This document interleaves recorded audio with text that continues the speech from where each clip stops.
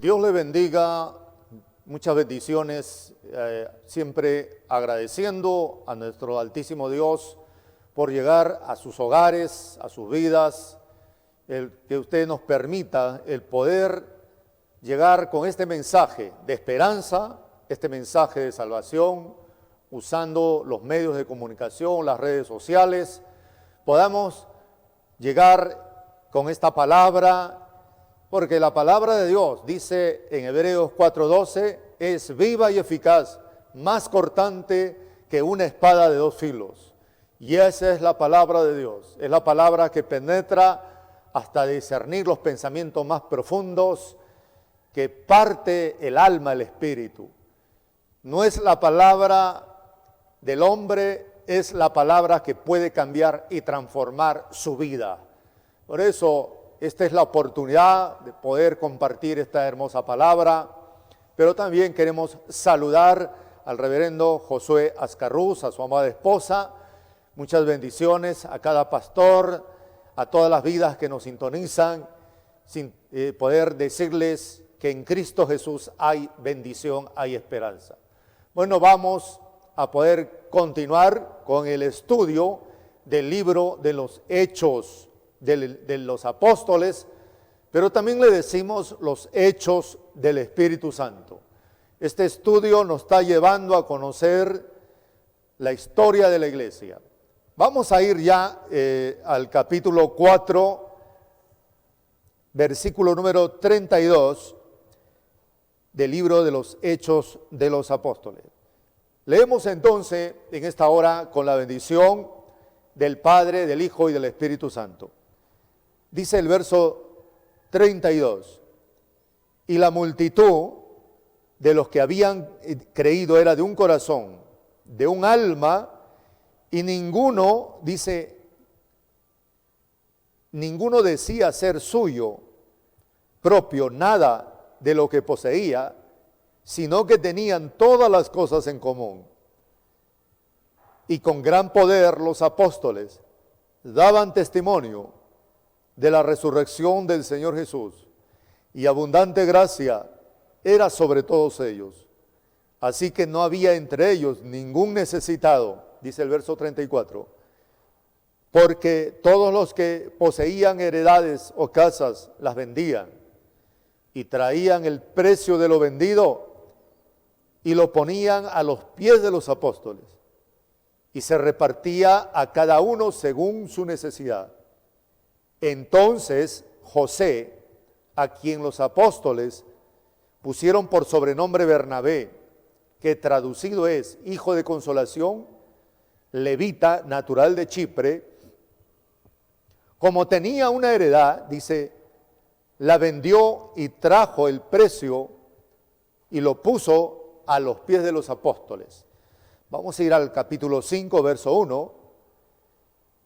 Luego dice la palabra, pero cierto hombre llamado Ananías, con Zafira su mujer, vendió una heredad y lo trajo y sustrajo del precio, sabiéndolo también su mujer, y trayendo solo una parte, lo puso a los pies de los apóstoles.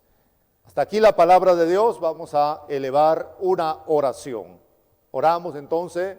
Padre Dios amado, gracias te damos, Señor, por esta bendición, esta oportunidad más que nos concedes, el poder seguir conociendo esta historia que está registrada en el libro de los Hechos.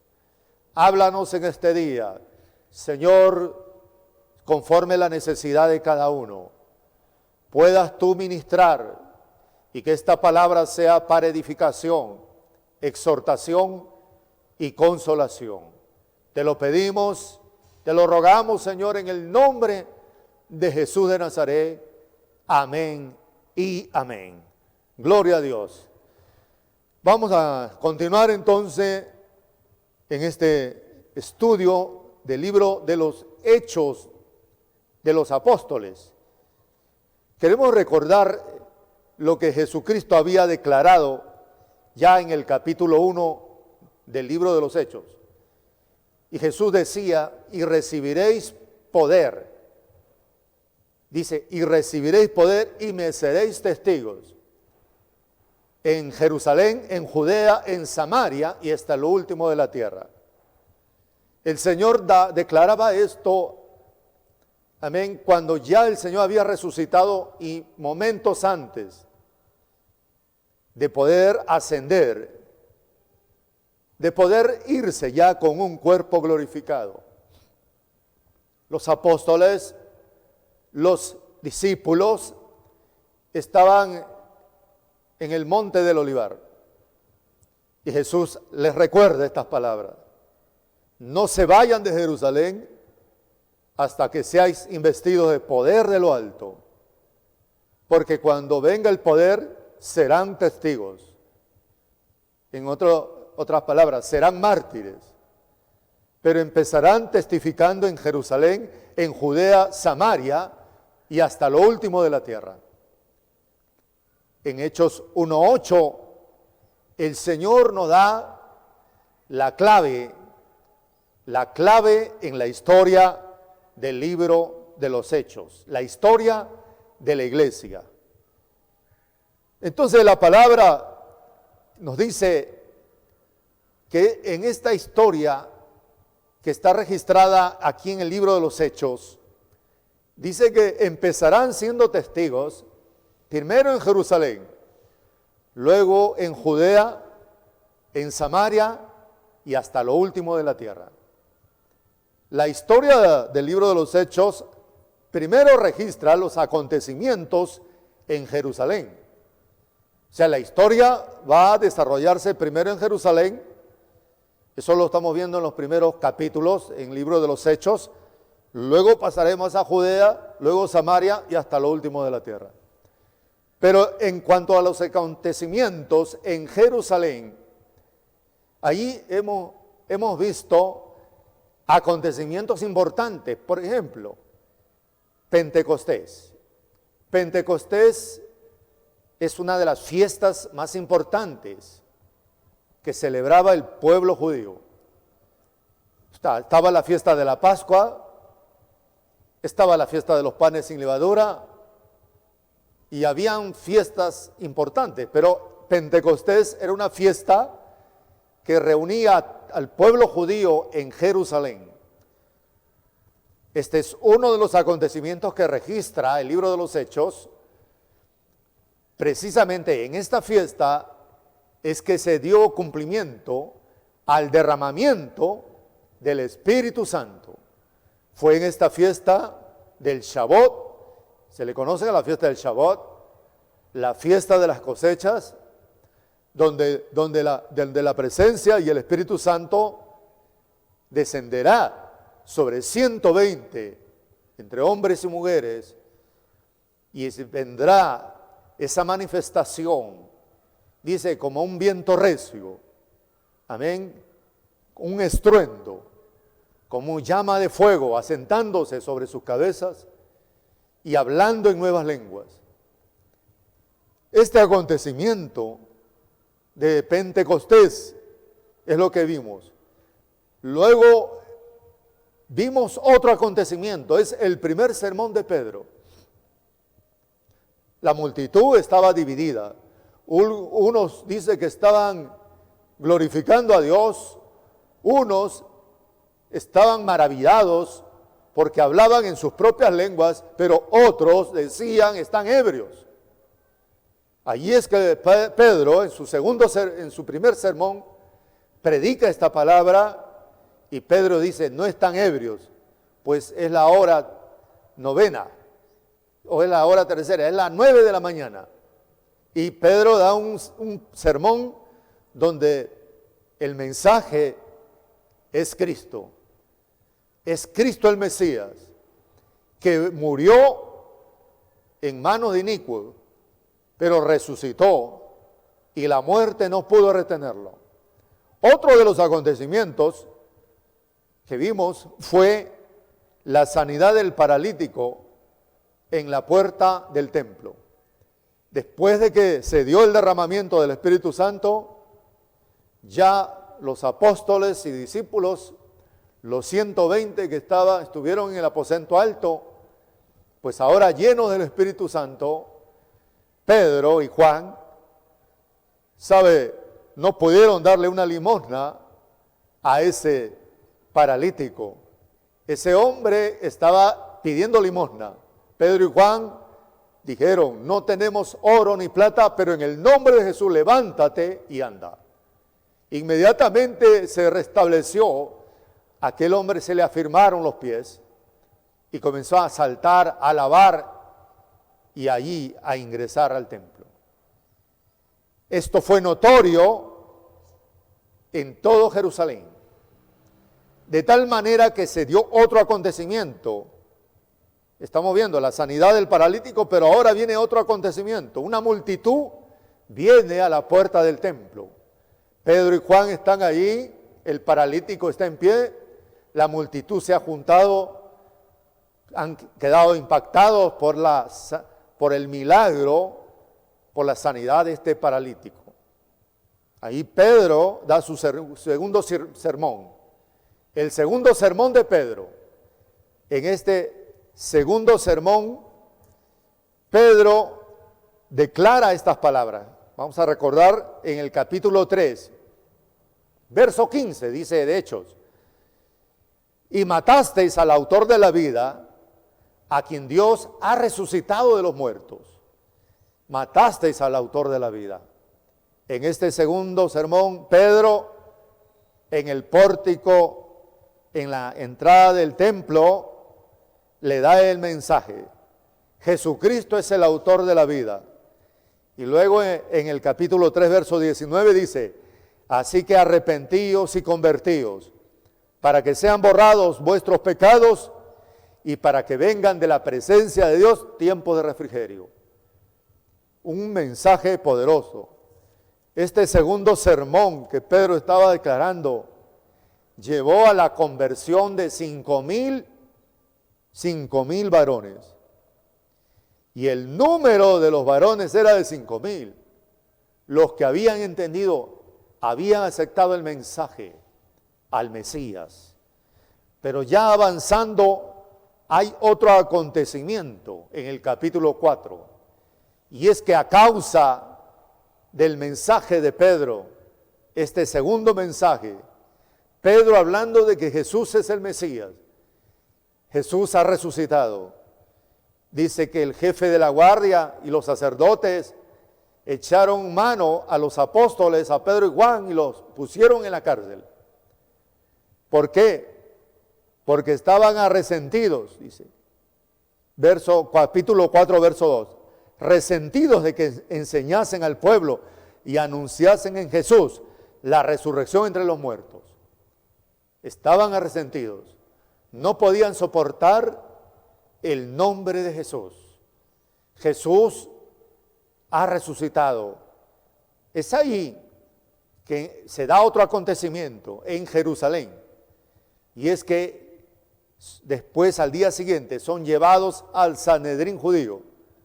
El Sanedrín judío era un concilio, un tribunal que iba a juzgar a Pedro y a Juan. Encontramos que el Sanedrín judío no tenía evidencias para condenarlos a ellos. Al contrario, dice que vieron el denuedo de Pedro y de Juan, sabiendo que eran hombres sin letras y del vulgo, y se quedaron maravillados. No tenían argumentos, no había forma de poder sentenciarlos, porque también había una evidencia: el paralítico está sano. Ese hombre que estaba pidiendo limosnas en la puerta por muchos años, ahora está sano. Ante esta situación, pues los tuvieron que soltar. Y ahí ya vamos al capítulo 4, verso 23. Y puestos en libertad vinieron a los suyos y contaron todo lo que los principales y sacerdotes, dice, y los ancianos le habían dicho. Y les contaron. Pero algo que habíamos aprendido es que la iglesia estaba orando por ellos. Los apóstoles Pedro y Juan, cuando estaban siendo juzgados en el Sanedrín judío, la iglesia oraba. Dice el verso 24 del capítulo 4, y ellos, habiéndolo oído, alzaron unánimes la voz a Dios y dijeron: soberano Señor, tú eres el Dios que hiciste el cielo y la tierra, el mar y todo lo que en ellos hay. ¿Sabe qué? Oraron. Después de enterarse de que les prohibieron hablar en el nombre de Jesús, el Sanedrín judío, ¿sabe cuál fue la sentencia? Quedan ustedes libres, pero no pueden hablar más en el nombre de Jesús. Así que la iglesia y los hermanos en esa casa, cuando Pedro y Juan le comparten esto, elevan una oración. Una oración primero diciendo: Dios soberano, Dios que hiciste el cielo, la tierra, el mar y todo lo que hay. Y ahí hay una oración que elevan. Y en esa oración, ¿sabe? Dice en el verso número 29, del capítulo 4, ahora Señor, mira sus amenazas y concede a tus siervos que hablen con denuedo tu palabra. Concede, eso es lo que la iglesia está orando. Señor, dales poder a tus siervos que hablen con autoridad la palabra, mientras, dice el verso 30, extiendes tu mano para que se hagan sanidades y señales en el nombre de Jesús. Dos cosas que se elevan aquí, dos peticiones en esta oración. Amén. Concede autoridad a tus siervos cuando hablen la palabra, y luego que se hagan sanidades y milagros, prodigios en el nombre de Jesús. Luego de la oración dice que cuando hubieron orado, dice el verso 31, el lugar en que estaban congregados tembló y todos fueron llenos del Espíritu Santo. Fueron renovados completamente. Ahora vamos a continuar el estudio en el versículo 32. Mire lo que dice el verso 32 del capítulo 4. Y la multitud de los que habían creído era de un corazón y de un alma, y ninguno decía ser suyo propio nada de lo que poseía, sino que tenían en común todas las cosas. Después del derramamiento, después de esa visitación del Espíritu Santo, vemos que la multitud dice que era de los que habían creído, era de un corazón, era de un alma. Ninguno decía ser propio lo que poseía y tenían en común todas las cosas. Estamos viendo la iglesia después de haber recibido el Espíritu Santo, los apóstoles y creyentes, ¿no? Lo que algo notamos es que eran de un solo corazón, de una sola alma, que tenían todas las cosas en común. Y eso nos lleva a recordar cuando en Pentecostés también viene el derramamiento del Espíritu Santo, y allí dice el verso 44, dice, y todos los que habían creído, capítulo 2, verso 44, y todos los que habían creído estaban juntos y tenían en común, dice, todas las cosas. ¿Qué más dice el verso 45? Y vendían sus propiedades y sus bienes y los repartían a todos según la necesidad de cada uno, perseverando unánimes cada día en el templo, partiendo el pan en las casas, comían juntos con alegría y sencillez de corazón.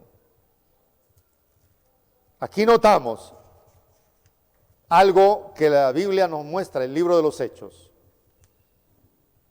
que eran de un solo corazón, de una sola alma, tenían todas las cosas en común, que vendían sus propiedades y sus bienes, como dice el verso 45, ¿ya? Dice, vendían sus propiedades y sus bienes y los repartían a todos según su necesidad. El capítulo 4, verso 45, ¿no? Ahí, si seguimos leyendo, nos dice, ¿no? El capítulo 2 es eso, capítulo 2, verso 45.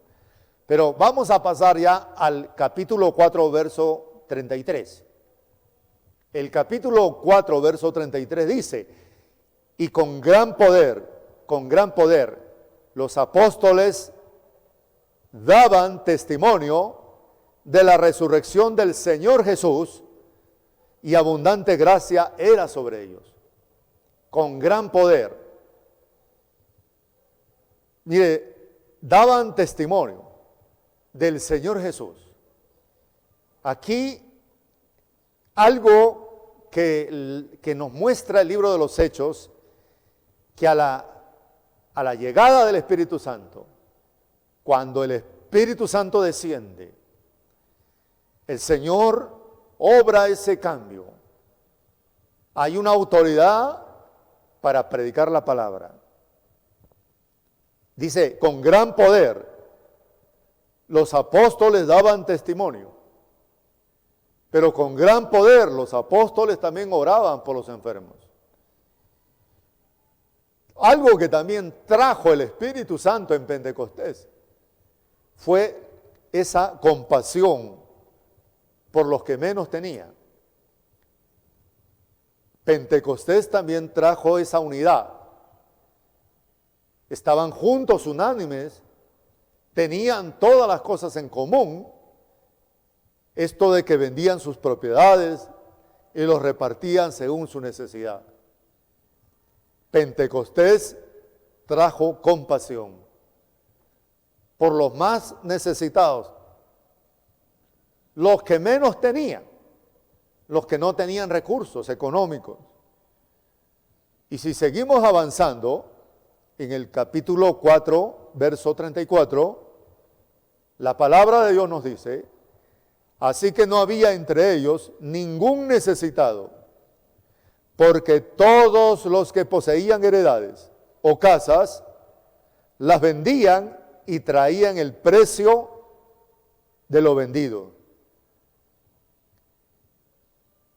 Bueno, el Espíritu Santo trae como fruto el amor, la compasión, la paciencia, la bondad, amén, el dominio propio.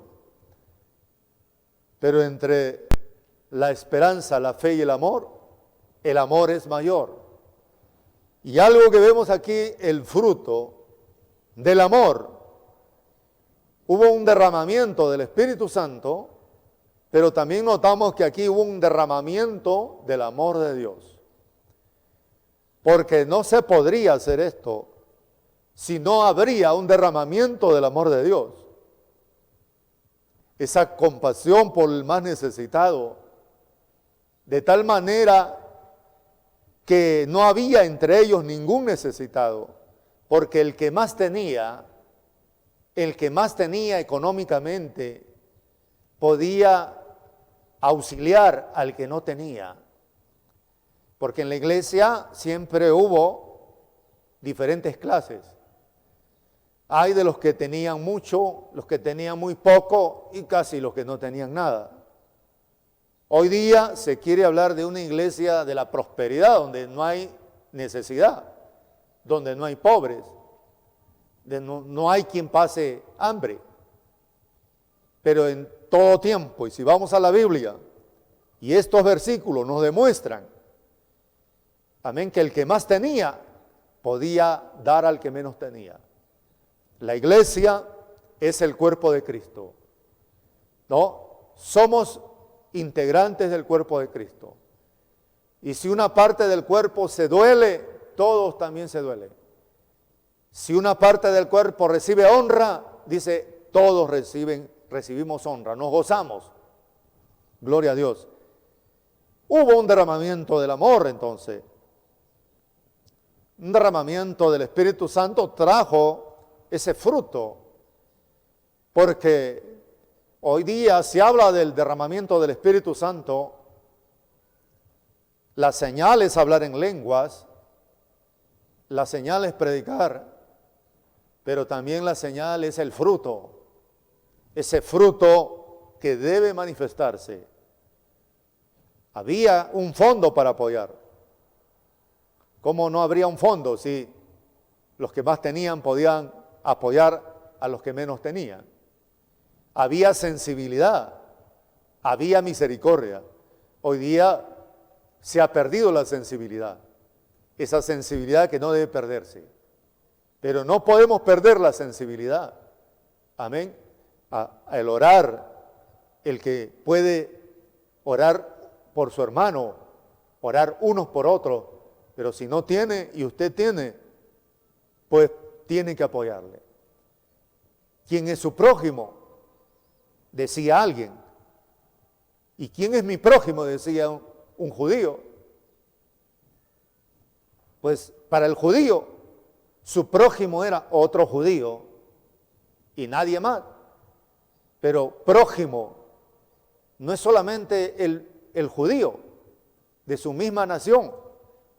Y el Señor tuvo que hablar una parábola y hablar de que un hombre que iba por un camino, lo asaltaron, lo dejaron herido, casi muerto. Este hombre estaba ya agonizando, pero luego le vendaron las heridas. Amén. Y ahí su prójimo, diciendo quién es su prójimo, y era un samaritano que no era del pueblo judío. ¿Se da cuenta? ¿Cuánto más es la iglesia, no? Pero algo que notamos acá es esa unidad, no una unidad aparente, sino una unidad realmente que salía de ese derramamiento del Espíritu Santo. El capítulo 4, verso 35, vamos a avanzar. Dice, y lo ponían a los pies de los apóstoles, dice, ¿no? Vendían, dice, sus casas, sus propiedades, los ponían a los pies de los apóstoles y se repartía a cada uno según su necesidad. Los apóstoles, como hombres de Dios, con credibilidad, gloria al nombre del Señor, credibilidad, amén. Pues las propiedades, si se vendían, dice, se repartían. Y esto realmente hacía que no habría ningún necesitado, que todos tuvieran pan. Gloria a Dios. Bueno, la Biblia lo dice, ¿no? Repartían a cada uno según su necesidad, con sabiduría, como esto ya se estaba dando. Amén, más adelante, ya en el libro de los Hechos, en el capítulo 6, vemos que en la atención de las viudas y de los pobres, ¿no? Se tenían que nombrar a servidores, diáconos, para que pudieran ayudar a distribuir los alimentos entre las viudas y los pobres. Porque los apóstoles decían, no es justo que nosotros dejemos la palabra de Dios y la oración para servir las mesas. Así que siempre hubo ese cuidado. En esto que estamos compartiendo, dice el verso 36 del capítulo 4. Entonces José, a quien los apóstoles pusieron por nombre Bernabé, y Bernabé, ¿sabe?, era conocido como hijo de consolación. Hijo de consolación. Bernabé, el hijo de consolación, porque Bernabé tenía ese talento, o podemos decir, ese don de acercarse, de consolar, de animar al caído, al que necesita restauración, ¿no? Y Bernabé, ¿sabe? Se le conoce como hijo de consolación, levita natural de Chipre, hijo de consolación. Mire, ¿cuántos hijos de consolación necesitamos en las iglesias? ¿no? En nuestras iglesias, para que realmente los que lleguen a la iglesia puedan encontrar que hay amor, hay consolación, que no hay división, no hay desprecio, que no hay, amén, gloria a Dios, diferencias, ¿no? Sino que realmente está el amor de Dios. Y ahí estaba un hijo de consolación, que era Bernabé. Y Bernabé dice la palabra en el verso 37, como tenía una heredad, dice, Bernabé vendió esa heredad y lo trajo y dice el precio, y lo puso a los pies de los apóstoles. Hasta ahí vemos el capítulo 4, vemos cómo la iglesia, los creyentes en la iglesia del primer siglo, tenían todas las cosas en común, como, amén, dice que repartían sus bienes entre ellos y no había necesitados. Y Bernabé también hizo lo mismo, ¿no? Pero si pasamos al capítulo 5 de los Hechos, vamos a ver un contraste de los que daban para la obra, daban para poder suplir la necesidad de los más pobres. Y ahora lo que la Biblia nos muestra es la motivación del corazón, ¿no? Muchos tenían propiedades, las vendían. Bernabé también dice que hizo lo mismo. Pero cuando el capítulo 5 nos habla, y allí figura el caso de Ananías y Zafira, el capítulo 5, verso 1 dice, pero cierto hombre llamado Ananías, dice, con Zafira su mujer vendió una heredad. Bueno, hasta ahí vemos que los creyentes en esta iglesia, en la iglesia en Jerusalén, venden sus propiedades. Han vendido lo que tienen. Amén. Hay un mismo sentir. Todos comen juntos con alegría, sencillez de corazón. Pero Ananías y Zafira también eran parte de la iglesia y vendieron también sus propiedades. La vendieron. Vendieron su heredad. Pero Dios puede mirar la motivación del corazón. Nosotros podemos dar. El hecho de dar es algo que se puede aprobar, porque mejor es dar que recibir. Y uno puede dar. Pero ¿quién aprueba realmente la acción de dar? Solo Dios. Solo Dios y el Espíritu Santo puede aprobar la acción de dar. ¿Con qué motivación damos? O sea, ¿qué es lo que nos mueve en el acto de dar? Los creyentes estaban dando en Jerusalén, estaban desprendiéndose de lo que tenían, pero cuando Ananías y Zafira venden su heredad, la Biblia dice que sustrajeron, dice el verso número 2, Hechos 5, verso 2, y sustrajeron del precio, sabiéndolo también su mujer, y trayendo solo una parte, lo pusieron a los pies de los apóstoles.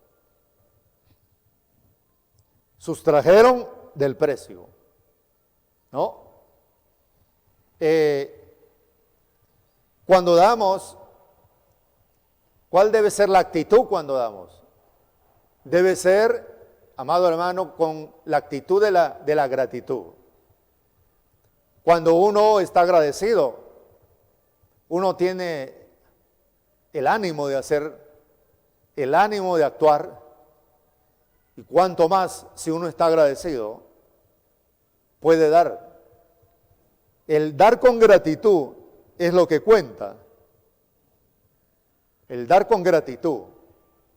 ¿Cuál es el móvil que hay en nuestro corazón cuando damos? Porque aquí Ananías y Zafira habían dado, pero sustrajeron parte del precio de esa heredad. Sustrajeron, dice, ¿no? Tomaron una parte. ¿Cuál era la motivación? Si nadie lo sabía, eso lo hizo Ananías y Zafira, los dos como un matrimonio. Nadie sabía esto, pero Dios sí lo conocía. Y es ahí donde la palabra nos dice en el verso 3 del capítulo 5 de Hechos. Y dice, y dijo Pedro: Ananías, ¿por qué llenó Satanás tu corazón para que mintieses al Espíritu Santo y sustrajeses el precio de la heredad? Sin duda, Ananías, dice, permitió que Satanás llenara su corazón. ¿No? Permitió. Quiere decir que nosotros somos los que permitimos. No es que el diablo viene a tomar posesión de uno, no. No. El diablo no puede venir a tomar posesión. Si uno le permite un poco viene. Si uno le permite más será su ingreso. Ananías y Zafira. Pedro dice: ¿por qué llenó Satanás tu corazón? Para que mintieses al Espíritu Santo. Pedro tenía el don del Espíritu Santo. Este don era el don de conocimiento. Era la revelación sobrenatural de un conocimiento que en lo humano no se puede saber. Pero aquí Pedro lo sabía por el don de conocimiento. Pedro pudo descubrir, era un conocimiento sobrenatural, porque Ananías y Zafira lo habían hecho en otro lugar, en su casa, se habían puesto de acuerdo, pero Pedro le dice: ¿por qué llenó Satanás tu corazón para que mintieses al Espíritu Santo? Amén. Dice la palabra, es el don de conocimiento, ¿no? Son los dones del Espíritu Santo, son los que deben circular en la iglesia. Cuando uno está lleno del Espíritu Santo, los dones pueden circular. Entonces Pedro, el hombre de Dios, el instrumento de Dios, amén, va en la autoridad que Dios le ha dado, con la llenura del Espíritu Santo y con el don de conocimiento, puede revelar la intención que realmente había dentro del corazón de Ananías, pero que Satanás llenó su corazón porque él lo permitió. Dice un dicho: no podemos evitar que las aves vuelen allá encima, por arriba, pero sí podemos evitar que las aves vengan y pongan un nido en nuestra cabeza. O sea, eso sí podemos evitar. Aquí, si seguimos leyendo en el verso 4, capítulo 5 de Hechos, dice: y reteniéndola, le dice Pedro a Ananías: no se te quedaba a ti, y vendida no estaba en tu poder. ¿Por qué hiciste esto en tu corazón? No has mentido a los hombres, sino a Dios. Bueno, este es un pasaje en la Escritura muy fuerte, en el libro de los Hechos. Cuando entramos a estudiar, porque nos toca estudiar esta parte, vemos aquí que después que Pedro había descubierto todo, ¿sabe? Dice en el verso 5, al oír a Ananías estas palabras, la Biblia dice que cayó y expiró. Y vino un gran temor sobre todos los que oyeron. Cayó y expiró. Bueno, Dios juzga, y Dios juzga no con la misma vara. Dios sabe hasta qué punto uno puede pecar y cuál es la gravedad del pecado. Amén. Eso lo determina Dios. Dios solo el que puede determinar la gravedad del pecado. El hecho, mire, ¿cuántos pueden sustraer de lo que le corresponde a Dios? Lo han podido hacer y no han caído muertos. Gloria a Dios. De repente no han caído muertos. Pero lo que aquí Dios mira es realmente la motivación. Dios siempre da oportunidad. Siempre Dios llama al arrepentimiento. Siempre Dios le va a mostrar a través de su palabra, dando una oportunidad. Aparentemente aquí como que no había oportunidad. Sí hubo oportunidad porque Pedro le está diciendo, ¿por qué pusiste esto en tu corazón? No has mentido a Dios.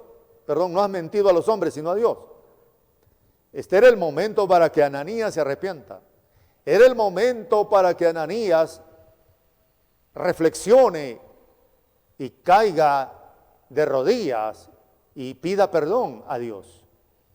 Pero el no hacerlo, Dios es el que juzga y determina las cosas. Por eso dice que cayó, pero cayó muerto. Ananías no cayó arrodillado para arrepentirse, no cayó muerto. Y entonces el verso 5 dice, y vino gran temor sobre todos los que lo oyeron. Gran temor en la iglesia. Verso 6, y levantándose los jóvenes, lo envolvieron y lo sacaron y lo sepultaron. Qué muerte, ¿no? Esta, ¿no? Que se dio en la iglesia, ¿no? Lo envolvieron, lo sacaron y lo sepultaron. El verso número 7, vamos a avanzar. Y pasando un lapso como de 3 horas, sucedió que entró su mujer, Safira, no sabiendo lo que había acontecido, verso 8, entonces Pedro le dijo, dime, ¿vendisteis en tanto la heredad? Y ella dijo, sí, en tanto. Pedro está dando la oportunidad que Safira, la esposa de Ananías, se arrepienta y pueda enmendar su falla, su error, su pecado.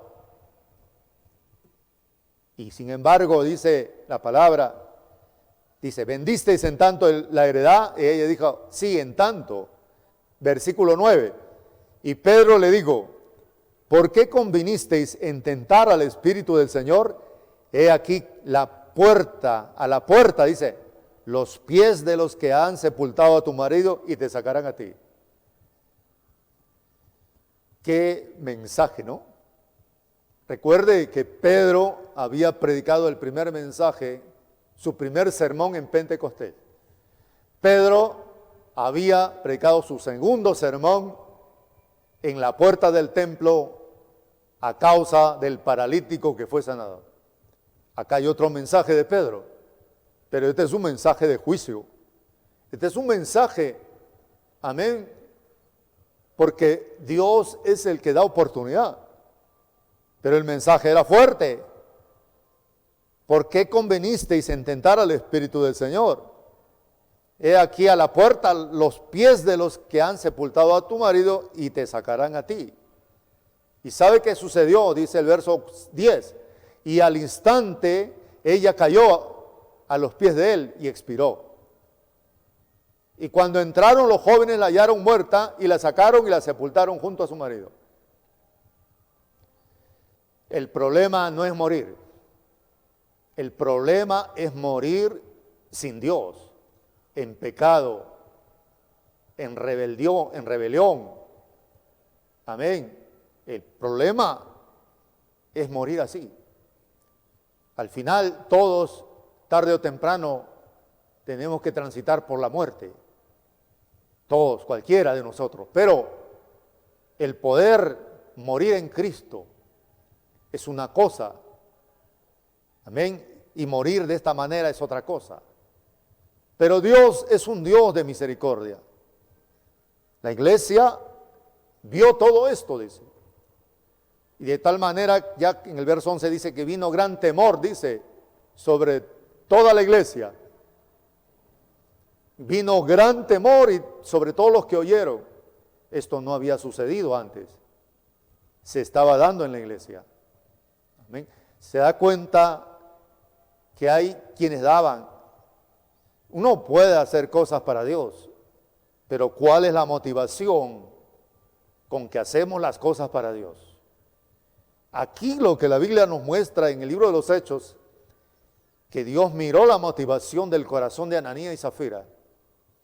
Allí nosotros podemos aprobar todas las acciones de todos, pero Dios es el que pesa los corazones. Y el Señor nos da esta palabra, porque aún estamos en la gracia, y en la gracia podemos alcanzar misericordia. Y a través de esta palabra, usted puede decir, perdóname, Señor, ayúdame, porque la motivación de mi corazón no ha sido correcta. La motivación de mis acciones no han estado bien. Qué bueno es reconocer, ¿no? Y no dar lugar al enemigo. Esta palabra nos ayude a reflexionar. Hasta ahí Dios nos ha concedido esta bendición de poder compartir el capítulo 5 hasta el verso número 11. Vamos a orar ya en este momento para dar gracias a Dios. Padre amado, gracias te damos por esta bendición que nos estás dando de poder recibir esta palabra. Hoy, Señor, tú nos enseñas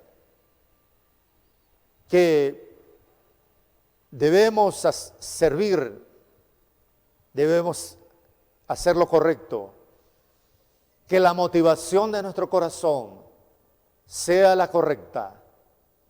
Tú, oh Dios, que pesas los corazones, tú sabes cómo estamos delante de ti.